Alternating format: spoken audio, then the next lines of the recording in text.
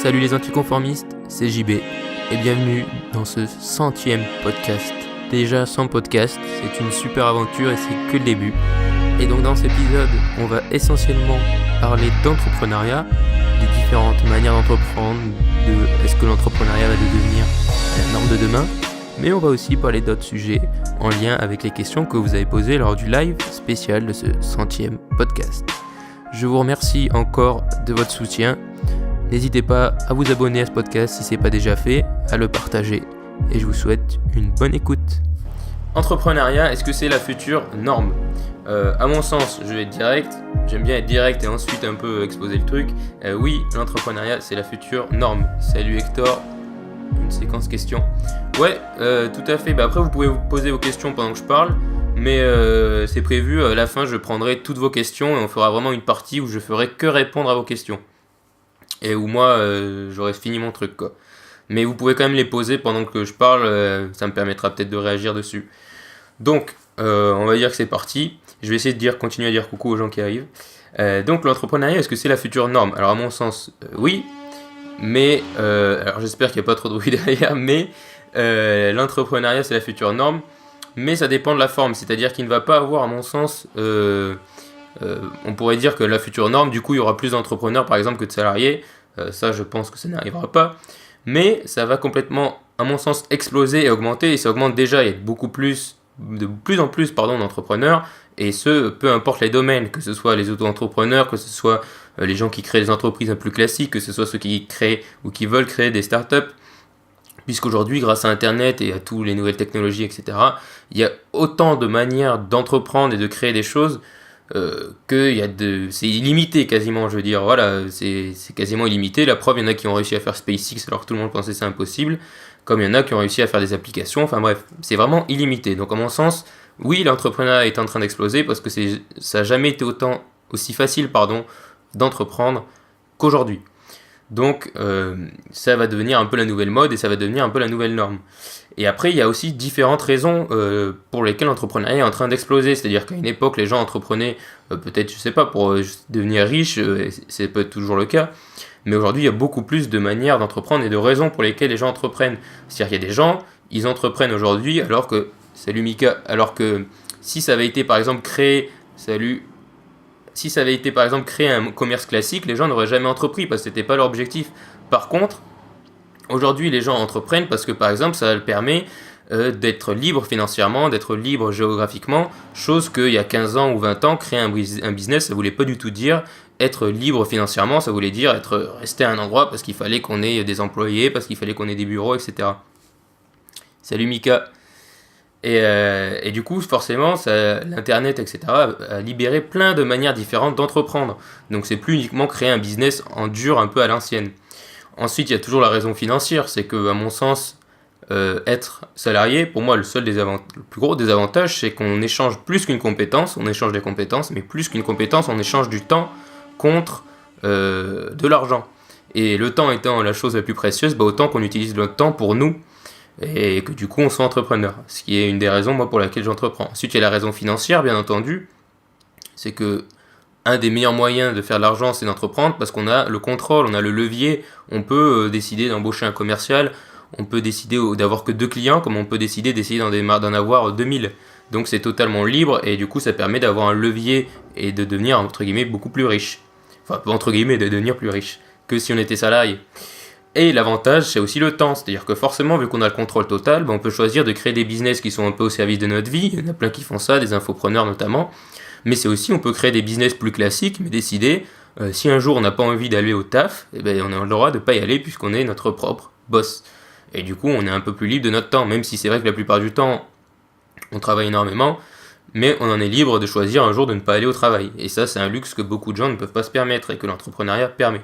Donc, pour toutes ces raisons, je pense vraiment que l'entrepreneuriat, c'est pas juste une mode d'aujourd'hui, mais que ça va vraiment continuer à exploser. Et plus il y aura de réseaux sociaux, plus il y aura d'applications, d'outils high-tech qu'on ne sait même pas encore qui vont exister, qui vont apparaître sur les marchés, plus il y aura d'entrepreneurs, parce que forcément, plus ça va créer d'opportunités. Parce qu'en fait, Internet a créé une énorme opportunité, mais après, il peut y avoir un autre truc qui va y avoir une nouvelle énorme opportunité. Alors, je réponds du coup à la petite question. Tu as un business classique ou en ligne? Alors, on va dire que j'ai... Pardon, je suis un peu malade. J'ai un business, comment dire, classique. Non, j'ai pas vraiment un business classique, c'est-à-dire j'ai pas besoin de... Pour te dire, du coup je pense que tu le sais pas, je suis en train de monter une startup qui va être une application de podcast et j'ai un business de conseil aux entreprises pour leur permettre de se développer sur les réseaux sociaux. Mais à mon sens, ces deux business-là ne sont pas classiques, donc je vais te répondre, non, je n'ai pas de business classique, c'est plutôt des business en ligne. Même si par exemple mon agence de conseil aux entreprises, je démarche physiquement, donc ça pourrait être un peu classique. Mais moi je le juge pas comme classique, mais voilà, ça t'éclaire. Enfin j'ai pas de bureau, j'ai pas ce truc là quoi. En tout cas. Donc voilà pour répondre à ta question. Ensuite, je continue du coup sur ma lancée, je check mon anti-sèche. Donc forcément que ça va exploser l'entrepreneuriat et forcément que c'est en train d'exploser et qu'il y a beaucoup plus de gens qui sont attirés par ça qu'avant parce qu'aujourd'hui on a plein de contraintes en moins. Puisque aujourd'hui tu peux te lancer dans l'entrepreneuriat avec ton PC depuis chez toi sans forcément quitter ton boulot, avoir besoin d'un prêt, etc. et toutes les contraintes qu'il y avait avant. Et c'est ça qui fait aussi la facilité, c'est ça qui fait aussi, à mon sens, pourquoi l'entrepreneuriat va devenir un peu la future norme et le futur truc à faire, si c'est déjà encore le cas. Et en ce moment, beaucoup de gens, par exemple, ont pendant très longtemps parlé, c'est toujours la mode, des startups. Et tout le monde était là, voilà, tout le monde va créer une startup, etc. Oui, c'est vrai, la preuve, mais à mon sens, moi quand je dis que je vais créer une startup, c'est pour mettre un nom dessus, mais je crois pas du tout au fait de créer une startup. Avant tout, on crée une entreprise qui, si sa croissance est rapide, si elle explose, deviendra une startup. Mais on peut pas dire je suis en train de créer une startup, c'est j'ai créé une startup. Mais on peut pas le dire, à mon sens, au futur. Mais je le dis pour que ce soit plus clair et plus facile à comprendre pour les gens. Parce que sinon, quand on dit on crée une entreprise, ça peut être une boulangerie. Alors que si on dit on crée une startup, on sait que généralement ça va pas être une boulangerie. Et il y a un truc très important, c'est qu'à mon sens, ça va devenir la future norme. Mais pourquoi il n'y aura pas plus, par exemple, d'entrepreneurs que de salariés dans le futur? À mon sens, peut-être qu'il y aura pas un juste niveau, mais que ce sera quasiment égal, mais il n'y en aura jamais plus, parce qu'il va y avoir une vérité qui est la vérité du marché. C'est-à-dire qu'il faut qu'à un moment donné, des gens achètent à ces entrepreneurs, et même s'il y a plein d'auto-entrepreneurs en freelance et sous différents statuts, et bien au final, tout ça va se rencontrer la vérité du marché. C'est-à-dire, est-ce qu'il va y avoir des gens qui vont acheter? Est-ce qu'on est un bon vendeur? Est-ce qu'on vend? Est-ce que notre business tourne? Parce qu'être entrepreneur, c'est pas juste une ligne sur notre profil Instagram, c'est aussi des responsabilités. Enfin, ça fait très vieux jeu de dire ça, mais c'est vrai. C'est aussi voilà, des responsabilités parce qu'il faut gagner de l'argent. Parlons-en, mais voilà, être entrepreneur, c'est aussi être responsable de son salaire, entre guillemets, et c'est aussi gagner de l'argent. Et du coup, forcément, qu'il y a des gens qui vont lancer des trucs, et c'est toutes les startups. Par exemple, il y a plein de startups qui se cassent la gueule parce que l'idée peut être géniale, mais malheureusement, même si ton idée est géniale, il y a plein de startups qui ont des super produits ou super trucs, mais qui se cassent la gueule parce qu'ils ne peuvent pas faire de l'argent. Et l'argent reste le nerf de la guerre. Après, tu peux créer une association ou un truc caritatif, mais voilà, l'argent reste le nerf de la guerre. Facebook, tout ça, enfin voilà, maintenant les gens le savent avec tous les scandales qu'il y a eu, mais c'est pas des trucs, c'est gratuit à utiliser, mais il faut bien faire de l'argent. Et c'est pour ça que eux, ils utilisent le modèle de vente de données, comme il y en a qui vont nous demander de payer l'application à l'achat. Il y a plein de modèles économiques différents, mais à un moment donné, il faut que les entreprises fassent de l'argent, comme YouTube ou autre. Donc voilà, pourquoi à mon sens ça va être la future norme, mais il y a des petites subtilités, c'est-à-dire que c'est pas la future norme au mon sens où tout le monde va devenir entrepreneur. Il y aura sûrement une très grosse partie de la population, mais ce sera pas la majorité de la population. Et pour faire la transition avec la partie suivante, si vous avez des questions sur cette partie, allez-y. Mais pour faire transition avec la partie suivante, c'est qu'il y a aussi différentes manières d'entreprendre. Et que je vais en parler du coup ensuite.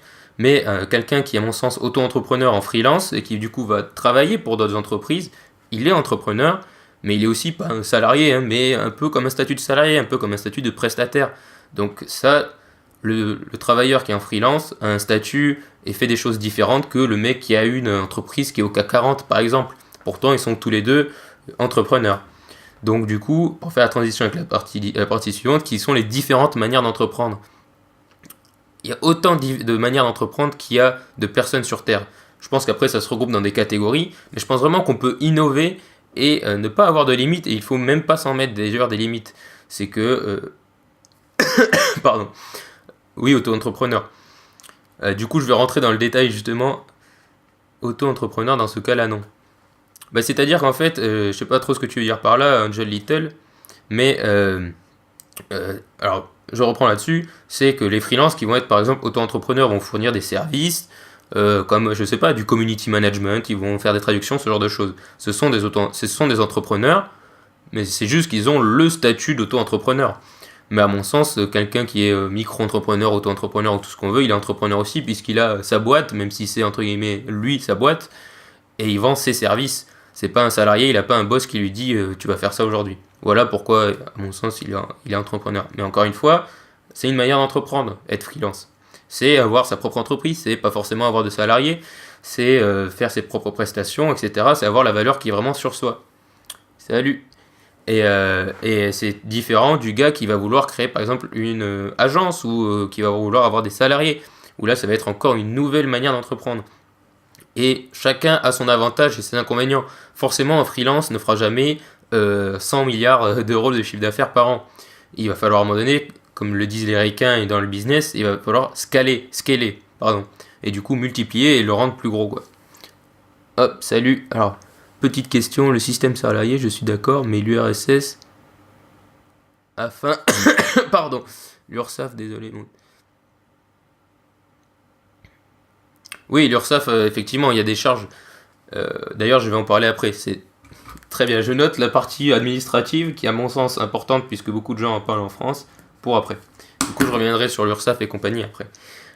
Donc, pas avoir les mêmes contraintes. Par exemple, voilà, un freelance ne va pas pouvoir faire des milliards de chiffres d'affaires, mais lui, il n'aura pas de responsabilité de salarié.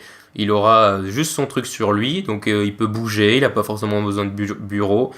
Et alors qu'une entreprise qui va par exemple avoir besoin de créer un produit fixe va forcément avoir besoin d'une usine ou d'un sous-traitant. Et du coup, qui dit usine et qui dit sous-traitant demande un beaucoup plus réseau, qu'il y ait des gens qui s'occupent de ça. Et du coup, on ne peut pas être tout seul. Donc, il y a vraiment plein de manières d'entreprendre différentes. Ensuite, il y a le modèle startup. Le modèle startup, c'est je vais avoir une idée. Je vais essayer de faire de cette idée une réalité le plus rapidement possible et le plus, on va dire, efficacement possible. Pour le moins cher, c'est moche de dire ça, mais pour le moins cher. Et ensuite, de vendre cette idée, de communiquer autour de cette idée et de faire en sorte que cette idée devienne virale et que l'on fasse de l'argent ou qu'on lève de l'argent et qu'ensuite, on puisse en vivre. Donc ça, c'est le modèle startup qui est un modèle de croissance très rapide, c'est où ça passe, où ça casse. Ensuite, il y a le modèle classique qui pendant des années a été un peu le gouvernement, ça veut rien dire, mais le gouvernement des entreprises qui était j'ai une idée, un projet, je fais une étude de marché, je vais voir des banques ou des investisseurs qui vont me dire s'ils veulent bien me donner de l'argent pour que j'ai des bureaux, j'ai des employés ou j'ai des gens qui m'aident. Il va falloir que j'ai un circuit de distribution, il va falloir que j'ai des fournisseurs. Enfin bref, il y a 50 personnes qui sont dans le projet, ça nécessite beaucoup d'argent, beaucoup de moyens, beaucoup de temps. Aujourd'hui, on a plus besoin de beaucoup de moyens et on a plus forcément besoin de beaucoup de temps. On peut faire ça les week-ends. Il y a plein de gens qui font leur projet les week-ends, le soir en rentrant chez eux, depuis leur ordinateur, ou même qu'ils le font au boulot en cachette. Alors, il y a une petite pause, j'espère que ça marche. Donc, il y a vraiment autant de manières d'entreprendre qu'il y a de possibilités, et ce, grâce à Internet notamment.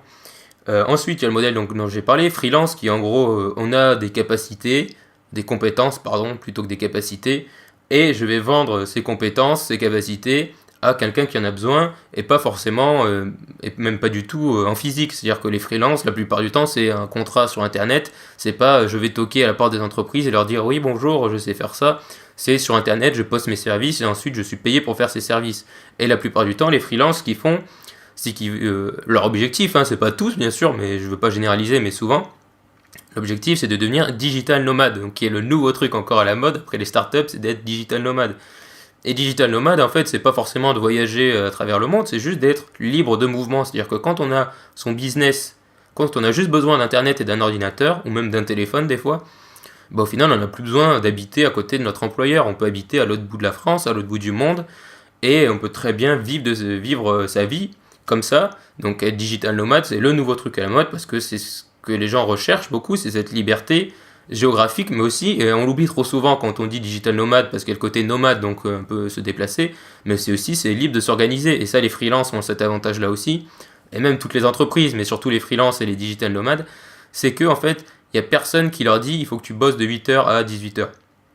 C'est, si j'ai envie de bosser de minuit à 8h du matin, je peux le faire en fait. Les gens sont embauchés pour des projets, des compétences, donc tant que le travail est rendu à l'heure, en fonction des trucs fixés bien sûr par le client, les gens s'en foutent que tu travailles de 23h à minuit ou peu importe tes horaires.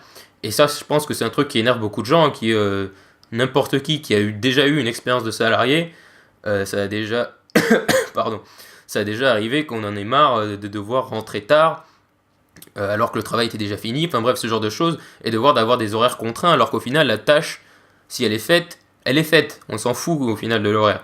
Donc ça, c'est un modèle qui, à mon sens, est très énervant et énerve beaucoup de monde, et c'est pour ça que beaucoup de gens sont attirés par le côté digital nomade, c'est parce qu'en plus, maintenant, on a tous des compétences, et la plupart des choses, on les fait sur un ordinateur, c'est-à-dire que beaucoup de métiers aujourd'hui, tous les trucs dans les bureaux où on est sur un ordinateur, si tu es sur un ordinateur, objectivement, tu n'as pas besoin d'être dans ce bâtiment à côté de Jean-Jacques et de Pierre. Tu peux très bien être chez toi. Et tu peux très bien échanger avec Jean-Jacques et Pierre par mail, par messagerie comme Slack ou ce genre d'outils. Donc, tu n'as plus besoin d'être dans des bureaux. Donc, la plupart des métiers, du moins de bureaux en tout cas, peuvent te permettre d'être digital nomade ou sans être digital nomade et être en Thaïlande, te permettre de travailler de chez toi et de faire du télétravail. Voilà. Alors qu'il y a encore beaucoup d'entreprises, et de très grosses entreprises, qui ont énormément de mal avec le télétravail, parce qu'en fait, en France, on pense que les gens, quand ils vont travailler chez eux, c'est qu'ils vont rien foutre et qu'ils vont regarder la télé, faire le ménage ou jouer à la play. Alors que les gens, je sais pas s'ils ont... Alors que ces entreprises-là, la plupart du temps, ils ont même pas essayé de donner la confiance aux gens qu'ils ont embauchés, tu vois. Bien sûr que tu vas pas balancer tous tes employés du jour au lendemain en télétravail, mais tu peux leur laisser des jours et voir si ça marche ou pas. Enfin bref, ça c'est un autre débat, mais voilà. Donc, pour toutes ces raisons, je pense vraiment que l'entrepreneuriat, c'est le futur, et surtout pour toute une génération. Même je dis pas que les vieux ne peuvent pas entreprendre, je pense que tout le monde peut entreprendre, mais plus les jeunes vont voir ça, et vont voir des gens faire ça, plus forcément on va avoir envie d'aspirer à ça, et de vouloir devenir entrepreneur. Je sais pas, je vais dire une métaphore un peu con, mais imaginons au Moyen-Âge, ce que les jeunes voulaient, c'était sûrement d'être chevalier, parce que je sais pas, c'était classe, donc je dis pas que les entrepreneurs sont des chevaliers, mais c'est un peu l'idée. C'est d'aspirer à plus et d'aspirer à ça. Ils voulaient pas être le gars qui était responsable de la fosse commune, par exemple. Donc je dis pas que les salariés sont responsables de la fosse commune, mais voilà, c'est cette idée d'aspirer à quelque chose. Et je pense vraiment que les jeunes vont vouloir aspirer à ça, parce que c'est attrayant d'avoir cette liberté géographique, cette liberté de temps. Donc c'est pour ça aussi que j'en parle souvent dans les vidéos, mais beaucoup de gens critiquent le fait qu'aujourd'hui les jeunes veulent être youtubeurs, etc. Mais c'est normal. Moi, je préfère je veux pas être youtubeur et gagner ma vie grâce à ça, mais objectivement, je préfère être youtubeur qu'ouvrier. Donc, c'est normal que les gens aspirent à ça, et c'est pour ça que l'entrepreneuriat va continuer d'évoluer. Et plus il y aura d'outils sur Internet, plus il y aura d'entrepreneurs et plus il y aura de possibilités. Merci pour les vieux MDA. Pardon pour les vieux, hein, mais c'est juste que voilà, forcément, les jeunes, quand on arrive plus frais, on a une vision plus neuve. Mais après, voilà, moi, à mon sens, tous les gens peuvent entreprendre. C'est juste que forcément, quand on n'a pas de maison, pas d'enfants, pas de mariage, enfin tous ces trucs-là, ces contraintes-là, c'est plus facile objectivement. Déjà que c'est difficile d'entreprendre, c'est sûr que tout ça rajoute des barrières, donc forcément que c'est plus facile pour les jeunes qui arrivent tout frais, sans contraintes, sans barrières, d'entreprendre. C'est ce que je voulais dire par là. Donc voilà, maintenant je vais parler un peu du côté administratif, et c'est vrai que je l'avais un peu occulté. Le côté administratif qui est du coup la grande, on va dire pas légende urbaine, mais le grand truc sur l'entrepreneuriat en France, est-ce que c'est vrai ou pas? Oui, il y a un côté administratif, on va dire lourd. Mais il faut aussi le relativiser, c'est-à-dire que le côté administratif est lourd, mais il faut aussi s'y consacrer et le faire, on va dire, si il est traité vite et qu'on y met vraiment du sien, normalement ça va assez vite. Mais après, c'est pas non plus une contrainte. Je veux dire, le côté administratif, c'est pas du tout une barrière. C'est pas des milliards de tonnes de papier pour devenir entrepreneur. Devenir micro-entrepreneur, c'est vraiment extrêmement simple. Même si les sites sont hyper mal faits et tout ça, et je l'ai dit plein de fois, c'est pas forcément très bien. Mais en vrai, en une journée, même en une matinée, on peut avoir déposé son statut d'entrepreneur, recevoir le papier, et c'est extrêmement simple. Donc tous les gens qui disent « Oh là là, l'administratif », c'est pas vraiment très compliqué. Après, bien sûr que quand tu veux passer sur création de société, associé, quand il y a des contrats, qu'il y a des notaires, etc., là ça devient plus compliqué, mais parce que forcément il y a plus de couches. C'est-à-dire qu'il y a l'État, il y a l'URSSAF, il y a par exemple un notaire, un avocat, il y a des contrats, il y a des trucs à signer, il faut que tout soit légal. Donc forcément, plus il y a de gens en jeu, plus ça va compliquer la chose. Mais en soi, le côté administratif n'est pas non plus rebutant. Je veux dire, c'est pas oh mon Dieu, il m'a fallu 1 an avant que tous les papiers de mon entreprise soient en règle. Je pense que si on s'y met vraiment, qu'on a un peu d'argent, objectivement, l'argent aide pour le côté administratif parce que tu peux concrètement payer des gens pour faire l'administratif pour toi. Mais voilà, ce côté-là peut vite être passé et c'est pas du tout une barrière insurmontable. Certes, c'est chiant, voilà, faut le dire, Mais comme tout, je veux dire, c'est comme quand il faut avoir sa mutuelle ou ce genre de truc. Donc c'est pas une barrière, et puis dans les autres pays, c'est le cas aussi, hein. On idéalise beaucoup les Américains, mais il faut pas croire que, si tu veux, bien sûr que quand on voit les films américains sur la story de Mark Zuckerberg, de Steve Jobs, etc., ils te montrent pas la partie où il allait déposer ses contrats et où il allait signer les papiers pour déposer le nom de son entreprise. On te montre juste le moment où il a dit ah, si on appelait ça Apple ou Facebook, parce que c'est cool. Mais ils ont aussi eu la partie administrative, c'est juste que forcément on va pas la montrer parce que c'est pas du storytelling, enfin c'est pas cool de voir ça dans un film, mais ça existe aussi, ça existe partout, et c'est lourd partout, parce que forcément, qui dit entreprise, dit argent, dit... puis aujourd'hui, voilà, il faut pas qu'il y ait d'argent au noir, enfin bref, il y a beaucoup de contraintes, donc forcément c'est un peu lourd, mais c'est pas du tout une barrière, c'est pas du tout un truc insurmontable. Donc voilà pour la partie administrative, donc certes, c'est pas le meilleur truc du monde, mais c'est pas insurmontable, et si si on a un peu d'argent ou qu'on connaît des gens, c'est encore mieux, on peut se faire aider très facilement. Même si ça n'a pas été mon cas, mais je sais que beaucoup de gens l'ont fait. Donc voilà, ça c'était pour ça. Donc maintenant, si vous avez des questions sur tout ce que je viens de dire, n'hésitez pas, c'est maintenant ou jamais. Moi, je vais juste boire un petit verre d'eau pendant que vous envoyez vos questions.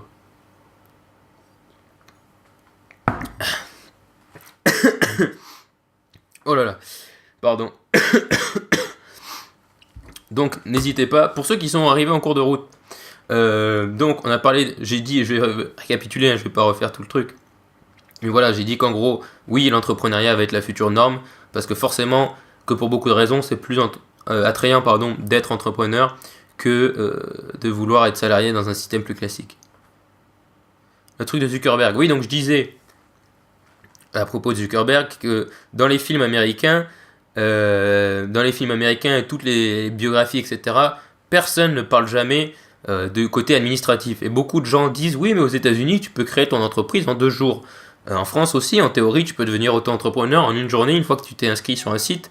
C'est juste que dans les films américains et dans tout ce que les Américains nous envoient, ou les autres pays, bien sûr que personne ne parle de l'aspect administratif, parce qu'on va pas mettre dans un film produit par Hollywood le moment où Mark Zuckerberg est allé déposer les papiers de Facebook à l'URSSAF ou je ne sais où. Et ça, on l'oublie trop souvent. On dit oui, les États-Unis c'est facile, mais croyez-moi que c'est pas facile. Et le rêve américain de dire moi, petit français ou quoi, je vais aller là-bas et en 2 jours j'aurai créé ma boîte plus facilement qu'en France, c'est faux. Parce que déjà, créer une boîte quand on n'est pas citoyen américain, aujourd'hui, peut-être que c'était vrai il y a 20 ans, mais aujourd'hui c'est plus aussi facile que ce que c'était avant. Donc voilà, je voulais un peu nuancer ça. Par contre, un truc important, enfin si vous avez envie de créer une boîte à l'étranger et pas en France, je sais que le Canada offre cette possibilité de donner un visa entrepreneur entre guillemets, c'est-à-dire que si, alors je sais pas sous quelles conditions, hein, mais j'ai vu passer des trucs, puisque vu que j'étais allé, moi je reçois un peu les papiers d'immigration, ce genre de choses, qu'en gros quand tu veux créer une société là-bas, forcément ils t'aident en gros, ils te donnent un visa de 5 ans je crois pour que tu aies le temps à ton entreprise de te développer, voilà, donc t'es légal quoi. Alors qu'aux États-Unis, je crois que c'est plus compliqué, il faut avoir un visa business, enfin bref. Oui, donc Mika demande si je suis entrepreneur à plein temps. Oui, je suis entrepreneur à plein temps. Je ne suis plus salarié.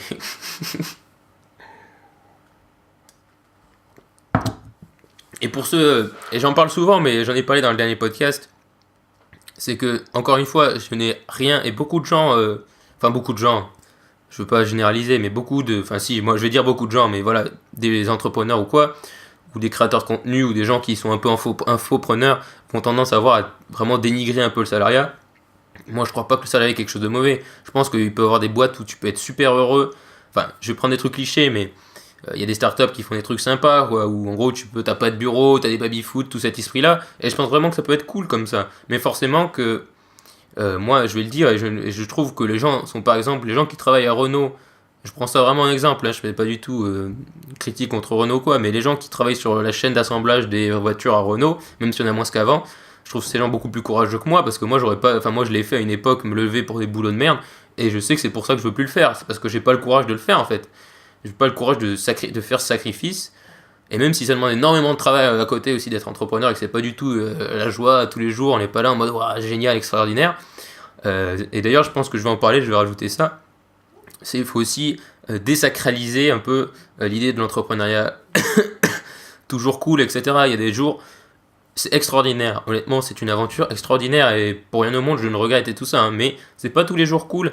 C'est tout le temps dans ta tête. C'est-à-dire que voilà, quand tu as ton entreprise et tout ça, c'est tout le temps dans ta tête. Tu te demandes toujours comment toi tu vas t'améliorer, comment tu vas trouver plus de clients, comment tu vas faire un meilleur produit. Enfin bref, tout, toujours dans ta tête, du matin au soir. Et tu manges comme ça. Et il faut aimer ça en fait. C'est pour ça que je le dis tout le temps, mais que en fait je parle pas forcément tout le temps d'entrepreneuriat, mais que je parle tout le temps de faire ce que tu aimes.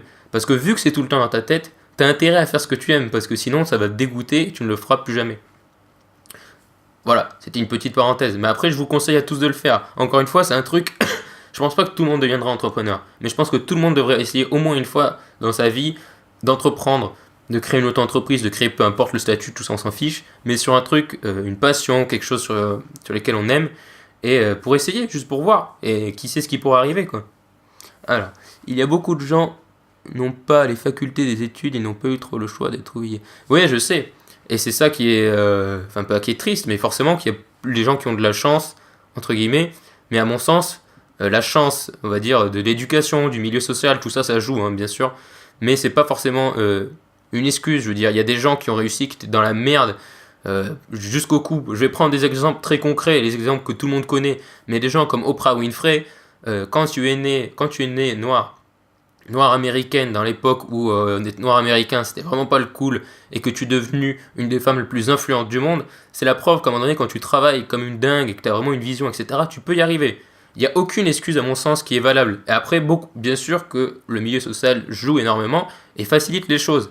Mais si tu veux vraiment t'en sortir, il n'y a aucune excuse qui est valable. Après, je comprends totalement que parce que tu as vécu dans un milieu social ou parce que l'éducation t'a formaté, il y a plein de gens, même des, enfin je peux te dire des conneries, mais voilà, des très riches qui vont pas vouloir entreprendre et qui vont se contenter de peu, enfin de peu du salariat même s'ils sont pas heureux, parce que la question c'est d'être heureux. Moi je m'en fous que les gens soient entrepreneurs ou quoi, c'est juste être heureux parce qu'ils n'ont pas eu ce déclic ou quoi. Alors que tout le monde peut l'avoir et que à mon sens il n'y a aucune excuse qui est valable, même si je comprends et que bien sûr il y a des facilités. Alors et oui souvent c'est vrai. Alors je lis pardon, je n'ai pas lu. Souvent ce n'est pas un choix mais un devoir pour survivre. Mais à mon sens, et c'est pour ça que j'aime beaucoup Gary Vaynerchuk, qui est donc un Américain, c'est que si tu survis grâce à ça, mais que tu veux vraiment changer, ben, il faut que tu sois prêt à travailler encore plus. Par exemple, quand tu rentres le soir de l'usine, on va dire toujours le même exemple, que tu sois prêt à travailler sur ton projet, parce que l'objectif c'est que tu t'en sortes, c'est pas que tu passes 40 ans dans ce domaine-là, quoi. Alors, comment commencer ou essayer d'en être un entrepreneur? Bah, à mon sens, c'est, comme j'ai dit d'ailleurs dans la dernière vidéo, c'est commencer par ce que tu aimes. C'est le truc le plus bateau, mais qu'est-ce que tu aimes en ce moment? Et même si ou si t'as déjà une idée, hein, après tu peux avoir des idées, si des fois ça t'est arrivé, les bonnes idées c'est les idées où tu te dis putain ça marche pas bien, ou s'il y avait ça ma vie serait meilleure, ce genre de petits trucs, tu peux les noter et ça te donne des idées sur lesquelles entreprendre. Ensuite si t'as des passions, des trucs vraiment forts auxquels tu tiens, et voilà, faut créer du contenu autour de ça, sois auto-entrepreneur, essaye de vendre des choses en lien avec ça. Si t'as des idées de produits, moi le truc que je respecte le plus c'est les gens qui sont inventeurs. Moi j'aurais tellement kiffé être inventeur et avoir les gens qui sont bricoleurs qui vont vous créer des trucs de fou. Donc essayez de trouver, si tu as déjà des compétences bien sûr. Moi j'ai envie de commencer à chaque fois par qu'est-ce que tu aimes faire. Peu importe le sujet, qu'est-ce que tu aimes faire. Essaye d'entreprendre là-dessus. Et si tu vois que t'aimes plus le faire, arrête. Parce que ça veut dire que ça va te dégoûter de cette passion. Je prends le même exemple, mais moi j'aime beaucoup l'histoire. Et j'ai pas entrepris sur l'histoire parce que je sais que j'aime pas ça au point d'entreprendre et de créer un truc là-dessus. Puis j'avais pas d'idée aussi. Mais voilà. Donc commence par ce que tu aimes faire. Essaye de regarder sur internet. Enfin voilà, je sais pas si par exemple tu es passionné, on va faire les trucs classiques. Mais les trucs classiques, c'est si tu es passionné de musique et que tu es le meilleur joueur de guitare du monde, que tu es le Jimi Hendrix de la guitare du monde, ben fais des vidéos de YouTube où tu joues de la guitare et vends des formations où tu apprends aux gens à faire de la guitare. Ou alors crée une nouvelle guitare, ou voilà, entreprends en lien avec ça. Mais commence par ce que tu aimes, ensuite note-toi des idées, des trucs qui peuvent être en lien avec ce sujet-là, pardon, et lance-toi, et crée du contenu. Moi, le conseil que je donnerais à tout le monde aujourd'hui, c'est de créer du contenu. C'est en lien avec ta passion, et du coup, peut-être en lien avec en lien avec ton entreprise si tu en as déjà une, ou que tu es en train d'en développer une. Mais surtout, ne pas faire ça dans un coin, et c'est vraiment créer du contenu de A à Z. C'est-à-dire que même si le jour 1, tu n'as rien, t'as pas de produit, t'as rien, lance-toi. Comme ça, au moins des gens t'auront déjà découvert. Moi, mon objectif, c'est pas du tout de vivre de mon contenu, mais il y en a plein qui le font et qui peut-être le font trop tard parce que ils commencent à faire leur contenu trop tard, mais du coup, leurs produits, maintenant, ils ont passé dépensé trop de temps ou trop d'argent, du coup, c'est trop tard et ils peuvent plus et ils peuvent pas en vivre. Alors que si tu communiques très tôt sur ce qui te passionne, les gens vont te suivre pour cette passion, et si ton entreprise est en lien avec cette passion et que tu veux leur vendre un produit en lien avec cette passion, parce que tu as déjà ces gens qui te suivent, tu peux le faire. Mais encore une fois, je pense qu'aussi les deux sont possibles. Tu peux créer du contenu en lien avec ça sans vouloir en vendre. Par exemple, moi je crée beaucoup de contenu, mais je ne veux rien vendre en lien avec ça. Donc c'est à toi de voir. Commence par ce que tu aimes, note-toi des idées et lance-toi. Mais d'ailleurs, si tu as des idées là, tu peux les écrire dans le chat. De toute façon, personne va te les piquer. Un truc important aussi, alors je pense que nous on est moins touchés que ça, mais beaucoup de gens, quand on commence à parler d'entrepreneuriat ou d'idées ou de machin, les gens disent mais t'as pas peur qu'on te pique l'idée. Important, très important, personne ne te piquera l'idée. Je veux dire, il y a vraiment une chance sur 1 milliard que quelqu'un te pique l'idée, parce que déjà, les idées, tout le monde les a déjà eues. Regarde, une idée, une feuille de papier devrait être blanche. C'est complètement con, mais voilà. Cette idée-là, elles sont toutes blanches, mais dans un monde où elles seraient noires. Alors, cette idée-là, on va dire que 1 milliard de personnes l'ont eue. Sur ces 1 milliard de personnes, il y en a peut-être 10 qui vont vraiment faire des actions dessus pour rendre la feuille de papier blanche.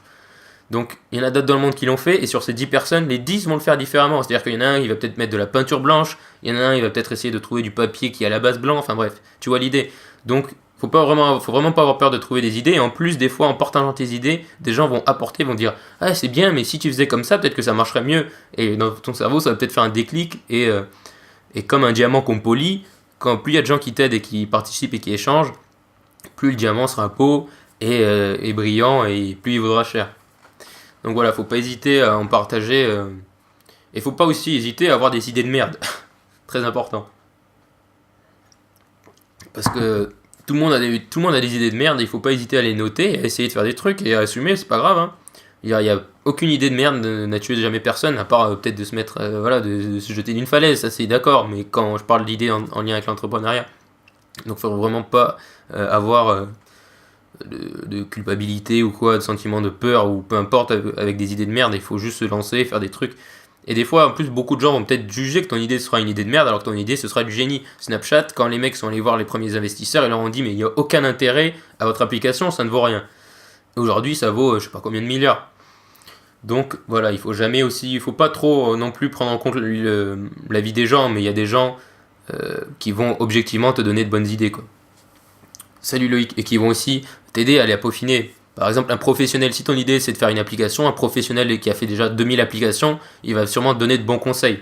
Même s'il faut toujours relativiser, mais il va sûrement te donner de bons conseils. Par contre, ta grand-mère, peut-être que c'est sûr que ses conseils valent un peu moins cher parce qu'elle ne sait pas développer une application. Donc voilà, il faut savoir aussi filtrer les niveaux. Donc n'hésitez pas si vous avez des questions, parce que moi, j'ai fini mon truc. Donc si vous avez des questions, allez-y. Alors je vais juste regarder vite fait si l'enregistrement du podcast se passe bien. Ok, tout va bien. Du coup, j'espère que pas trop... normalement, si vous êtes là, c'est que c'est bon. Qu'il n'y avait pas trop de gens qui espéraient le live sur Facebook, parce que malheureusement, je suis un peu bête, mais je peux pas faire les deux, quoi. Je peux pas faire le live, le podcast et le truc Instagram en même temps. Donc c'est pas grave, il y aura d'autres occasions de faire ça sur Facebook, mais voilà. Et puis du coup, pour dévier un peu, en ce moment, il se passe tellement de choses avec Facebook que c'est pas que j'hésite à investir dessus, mais la plateforme ne va pas disparaître. Mais voilà, ça me donne moins envie, même si tout ça je le savais, mais c'est juste que voilà. Auras-tu des invités sur les prochains podcasts ? Eh ben écoutez, vu que vous êtes là, je vais vous donner tous vous allez me dire en live si ça vous plaît ou pas, ou si justement en parlant d'idées, si ça vous plaît ou pas. Donc, invité sur mes prochains podcasts, oui, j'ai envie de faire des interviews de certaines personnes, donc je vais pas vous dire qui pour faire du teasing, mais oui, normalement, il va y avoir des invités. J'aimerais bien... Bon, est-ce que déjà vous me dites, en commentaire, est-ce que vous connaissez le podcast Nouvelle École ? Dites-le moi en commentaire, je vous laisse le temps de répondre. Donc ça c'est pour ce qui est... Donc oui, j'aimerais bien faire des interviews, pas que ça, je vais pas me transformer en podcast d'interview, mais j'aimerais bien en faire.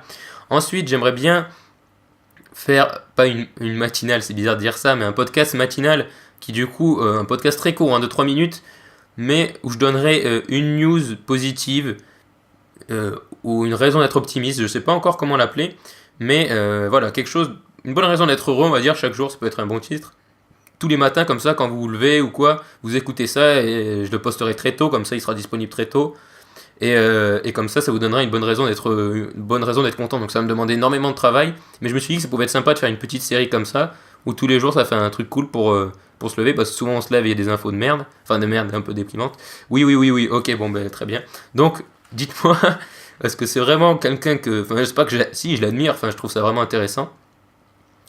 Euh, Est-ce que du coup en fait Antonin Archet, donc le monsieur personne qui fait Nouvelle École, j'aimerais beaucoup l'interviewer parce que je trouve qu'il a un style d'interview qui est qui est super honnête et proche et et comment dire, et j'ai vraiment envie de l'interviewer et lui poser plein de questions parce qu'il a un parcours en plus super original. Donc dites-moi voilà si ça vous intéresse, si vous êtes chaud pour que je l'interviewe, parce que je vais aller en Normandie, donc je vais aller dans le Nord au mois d'avril.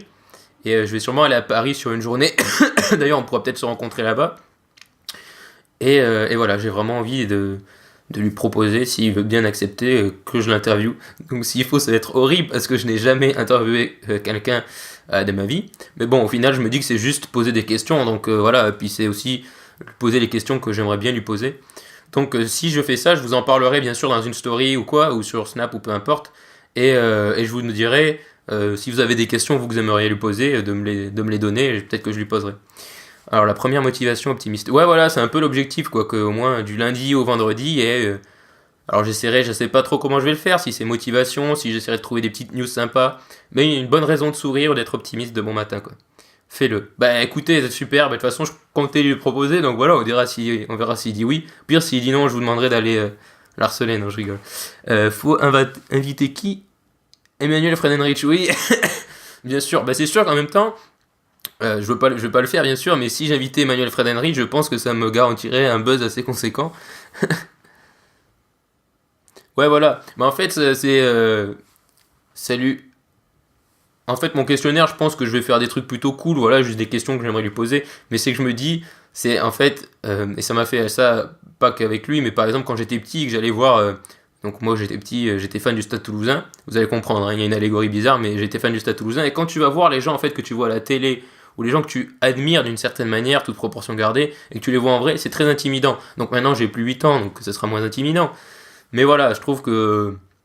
Et puis c'est interviewer un intervieweur, donc c'est un peu une petite pression, mais je me ferai un petit questionnaire tranquillement, donc bien sûr je vous en reparlerai, mais je suis content que ça vous plaise. Et je me doutais bien que vous connaissiez Nouvelle École, puisque c'est quand même, moi à mon sens, pour moi c'est mon podcast français préféré. Donc je sais pas pour vous, mais vraiment j'aime beaucoup son style, et surtout j'aime bien sa bienveillance et l'honnêteté de ses questions, c'est-à-dire que c'est pas des questions que tu trouves dans tous les interviews quoi. Oui. Enfin, je sais pas si tu dis. Oui, non, mais je suis pas du tout vieux, bien sûr, mais c'est juste que voilà, quand on a 8 ans, on est vite intimidé, quoi. Alors maintenant, bon, quand même, ça va. Et en plus, lui n'est pas trop vieux non plus. Je pense que si, par exemple, si je me retrouvais à interviewer, moi je veux pas dire Steve Jobs parce qu'il est plus là, mais voilà, enfin, quelqu'un de très très très connu, voilà, à un niveau extrême, je pense que j'aurais beaucoup plus la pression. Là, je sais que voilà, et au pire, enfin, je pense que ça peut que bien se passer, parce que je sais qu'il est bienveillant, donc il n'y a pas de raison, mais voilà, il y a quand même une petite pression, mais j'aime bien la petite pression, j'aime bien le challenge. Donc je me dis, puis si vous êtes chaud, c'est super, parce que voilà, je savais pas du tout si vous connaissiez ou pas, donc c'est très bien, donc je lui proposerai bientôt, quand j'aurai mes dates, quand je sais quand j'irai à Paris. Xavier Niel. Ah ben voilà, Xavier Niel, j'aimerais beaucoup l'interviewer. Par contre, décrocher un interview de Xavier Niel, ça va être compliqué, mais il faut jamais dire jamais, mais j'aimerais beaucoup l'interviewer. Bah, c'est un peu le Steve Jobs français, toute proportion gardée, hein. Donc lui aussi, j'aimerais beaucoup l'interviewer. Après, il y a des gens aussi que j'ai interviewés qui seront pas... Enfin, que vous connaîtrez peut-être pas, qui est sûrement pas, des gens qui, par exemple... moi, j'ai une entreprise, enfin, vous verrez sûrement, je veux pas spoiler, mais voilà, une dame qui a créé une entreprise hyper, enfin, originale. Vous verrez, mais voilà, des gens qui sont pas forcément connus, mais qui ont des parcours qui, à mon sens, sont inspirants, et pas forcément que des entrepreneurs ou quoi, mais voilà, qui ont déjà des parcours inspirants, des choses à partager, donc voilà. Mais ouais, Xavier Niel il est dans ma liste. Ça sera fun. Bah, je m'en doute pas que ça sera fun. Je pense vraiment que ça va être cool. Donc, donc voilà, écoutez, je vous tiendrai au courant. Donc voilà, après donc ce 100e podcast qui sera disponible demain, je vais essayer donc de faire ce petit format court tous les matins, au moins pendant une semaine, et voir ce que ça donne, si ça plaît aux gens ou pas. J'en ferai 5 donc. Et ensuite, ces interviews et un peu des podcasts comme ce que je faisais avant. Mais voilà, forcément, quand je suis arrivé au 100e podcast, je veux pas dire que j'ai tout vu, hein, tout fait, bien sûr, mais il y a une petite routine. Exactement, mais c'est ça qui est bien avec les interviews, en fait, c'est que tu peux poser les questions que tu aimerais leur poser, voilà, forcément, si tu avais des questions toutes cons, mais que tu peux leur poser en live, et du coup, forcément, tu apprends beaucoup plus, un peu comme des mentors, quoi. Bah écoutez, je me doute pas que vous me donnerez mes retours, mais de toute façon, moi, croyez-moi que voilà, déjà, je serais très content de l'avoir interviewé, même si l'interview est médiocre. Au pire, il sera médiocre, mais c'est comme ça qu'on progresse. Et voilà, en fait, ce que j'espère surtout, c'est. Enfin bref, c'est marrant que je vous en parle maintenant, mais c'est surtout ne pas le couper. Enfin, j'ai pas envie d'être un. Enfin, je suis pas un connard, donc je sais que je vais pas être un connard, mais voilà, je sais pas du tout comment gérer une interview. Mais je pense qu'il sera cool, donc c'est pour ça aussi que je veux commencer par lui, c'est parce que je sais qu'il est cool. Même je dis pas que Xavier Niel n'est pas cool, mais voilà, commencer par Xavier Niel, déjà, c'est très peu probable, mais ensuite, c'est beaucoup plus de pression. Aussi, une autre personne, est-ce que vous connaissez Thomas Pesquet? Donc, j'en avais parlé. Est-ce que vous aimeriez que j'interviewe Thomas Pesquet? Donc, Thomas Pesquet, pour ceux qui ne le connaissent pas, c'est l'astronaute qui est allé dans l'espace. Donc voilà, dites-moi est-ce que si vous aimeriez que je l'interviewe, parce que c'est quelqu'un, donc j'ai lu tous ses bouquins, sa BD, etc. Et je trouve qu'il est non seulement hyper marrant, hyper inspirant, hyper motivant, hyper plein de choses, et hyper cool aussi. Donc voilà, c'est quelqu'un que j'aimerais bien interviewer aussi. Et je veux pas dire j'ai des contacts, mais voilà, je pense que peut-être que je pourrais l'interviewer, quoi. Évidemment. Bon bah écoutez, très bien. De toute façon, j'ai déjà une liste de personnes, donc là je vous fais en fait un peu valider indirectement les premières personnes qui sont dans cette liste. Donc voilà, écoutez, je suis vraiment content que ça vous plaise. Et je pense vraiment que les interviews, ça peut être un truc sympa. Après, moi, j'ai un des petits désavantages, c'est pas du tout une excuse, mais voilà, j'habite pas à Paris. Beaucoup de gens, enfin connus, qui ont une certaine influence, habitent à Paris. Mais il y en a quand même qui habitent à Toulouse aussi, donc bah bref. Et puis il y a Internet. Mais c'est mieux de voir les gens en vrai, je pense. Bah écoutez, je suis hyper content de ce petit live. C'était ma foi fort sympathique. Je pense que le podcast rendra bien. Parce que j'avais très peu préparé, je l'avais préparé mentalement, mais j'avais pas non plus pris 1 milliard de notes. Donc voilà, j'espère que les gens qui voulaient voir ça sur Facebook seront pas déçus, mais de toute façon je vais publier le podcast sur Facebook, donc c'est pas très grave. Et voilà, et puis je voulais quand même vous remercier, puisque c'est le 100e podcast. Alors certes, pour la plupart, vous ne me suivez pas depuis le premier podcast, mais voilà, c'est quand même cool. Puis je vous conseille de faire des podcasts, je le dis jamais assez, mais voilà, faites des podcasts, faites des choses. Et vraiment, ça passe très vite, hein, c'est en podcast. Et c'est pas grand chose, je veux dire, j'ai pas 1 million d'auditeurs, pardon, mais faire ça en podcast, c'est cool. Tes conseils livres. Alors, mes conseils livres. D'ailleurs, attendez, je vais me noter parce que souvent les gens me demandent, pardon, du coup, je vais peut-être faire une petite page sur internet ou quoi avec mes livres que je conseille. Alors, comme d'habitude, moi je lis beaucoup en anglais, donc je vais dire les livres français en premier. Donc Tout le monde n'a pas eu la chance de rater ses études d'Olivier Roland, qui est un peu ce par quoi j'ai commencé. En termes, c'est bien pour le développement personnel et l'entrepreneuriat pour débuter. C'est un peu, c'est une bonne base pour débuter, quoi. Donc je te le conseille, c'est très facile à lire, c'est très fun, il y a plein de conseils pratiques, donc puis il y a plein d'études scientifiques aussi dedans, mais très fun, hein, c'est pas du tout des trucs rébarbatifs. Donc Tout le monde n'a pas eu la chance de rater ses études d'Olivier Roland. Ensuite, je conseillerais je vais dire La semaine de 4 heures, mais je le conseille plus vraiment parce que tout le monde beaucoup de gens le connaissent, et puis il est un peu vieux, donc je te dirais Tout le monde n'a pas eu la chance de rater ses études, c'est très bien.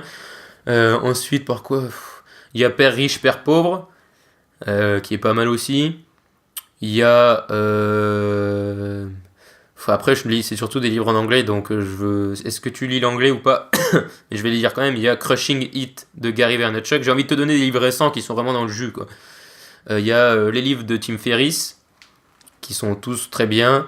Il y a les livres de Seth Godin, qui sont aussi extrêmement bien. Les livres de Ryan Holiday qui sont très bien. Tu peux quand je te dis un auteur, c'est vraiment que tu peux prendre n'importe quel livre, ce sera bien.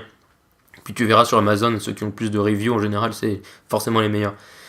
Et là je t'avoue qu'à froid ça me vient pas, mais je vais faire cette petite page et je vous mettrai un petit lien.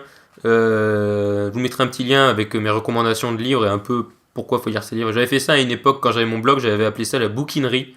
Et étonnamment, mon blog n'est pas forcément quelque chose qui a très bien marché, mais la bouquinerie marchait extrêmement bien.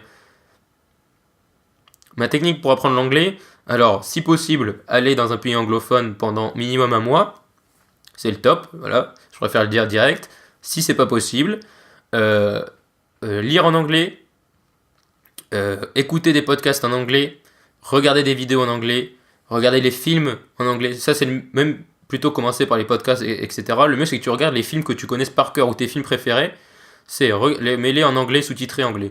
Voilà, parce que tu connais déjà l'histoire et tout ça. Mais ça te forcera à lire et à entendre. Donc c'est la meilleure façon d'apprendre, c'est pas d'avoir les sous-titres en français, contrairement à ce que certains disent, c'est d'avoir l'anglais et visuel et auditif, pardon. Donc voilà, tes films préférés ou tes séries en anglais, les séries en anglais, puis après tout, en fait, d'essayer de consommer le plus de contenu possible en anglais. Mettre ton téléphone en anglais, ça marche très bien aussi. Voilà, mais le mieux concrètement, c'est de partir, hein. Je te conseille, il n'y a pas de photo, le mieux c'est de partir et d'être immergé là-dedans. Mais si tu peux pas, ben voilà, de consommer, de lire en anglais. Alors au début, si tu peux pas partir, forcément, ça va être extrêmement compliqué. Enfin, ça dépend de ton niveau, mais voilà, si tu as un niveau très bas, ben, ça va être très compliqué, mais tu vas vite t'y faire. Et surtout, une application qui est super, et d'ailleurs Olivier Roland en parle dans son livre, c'est comme ça que je l'avais découvert, une application qui est super pour se donner une petite base en anglais, tu vas pas devenir bilingue, mais ça te donne vraiment une bonne base, c'est Duolingo. Donc c'est une application qui te fait faire un tout petit peu d'anglais tous les jours, ça te prend 5 minutes par jour, et c'est top. Donc je te conseille vraiment, c'est Duolingo, attends je vais te le noter, hop, en commentaire, Duolingo, hop, voilà. Et vraiment top, je te conseille et c'est gratuit, hein. Donc voilà, Duolingo, je conseille chaudement. Et après voilà, et puis il faut faire ça longtemps, hein. Surtout si tu peux pas aller dans un pays anglophone, il faut consommer du contenu suffisamment longtemps, mais ça va très vite venir. Et les podcasts en anglais c'est vraiment bien aussi, parce que t'es immergé quoi. Donc voilà, si je pouvais te donner des conseils, je pense que c'est les méthodes les plus simples pour apprendre l'anglais. Et de la patience, parce que voilà, suivant le niveau, ça peut être assez long quoi. Mais j'en parle pas souvent, mais enfin j'en ai parlé, c'est marrant, mais j'ai fait plein de vieux podcasts sur des sujets comme ça, mais apprendre l'anglais c'est vraiment essentiel quoi. Surtout si tu veux créer ton entreprise, etc. Parce qu'apprendre l'anglais, en fait, ça te permet d'accéder au contenu en anglais. Et il faut comprendre une chose, c'est que quand tu commences à créer du contenu comme moi, je me suis, en regardant les autres, ce que les autres faisaient, je me suis rendu compte qu'en fait, tout le contenu que les Français créent, il existe déjà depuis 1 mois minimum en anglais. Voire, maintenant, ça s'est diminué parce qu'avant, sans Internet, je veux dire, les Américains étaient vraiment en avance. Maintenant, dès qu'il y a des gens, c'est les spécialistes de ça, c'est-à-dire qu'ils suivent que des blogs américains ou quoi, et dès qu'ils balancent une actualité forcément un peu novatrice, bim, ils recopient. Et il y a beaucoup de gens qui font ça, donc tout le contenu en anglais te donne accès à des trucs plus frais, plus authentiques, et voilà, donc je te le conseille vraiment. Moi j'avoue, il y a plein de sujets sur lesquels j'ai une vision, on va dire, un peu anglo-saxonne, parce que je consomme du contenu en anglais. Donc voilà, c'était ça pour la petite aparté. Donc si vous avez des dernières questions, n'hésitez pas, et puis sinon c'est tout pour ce 100e podcast. Donc merci à vous d'être là au jour le jour.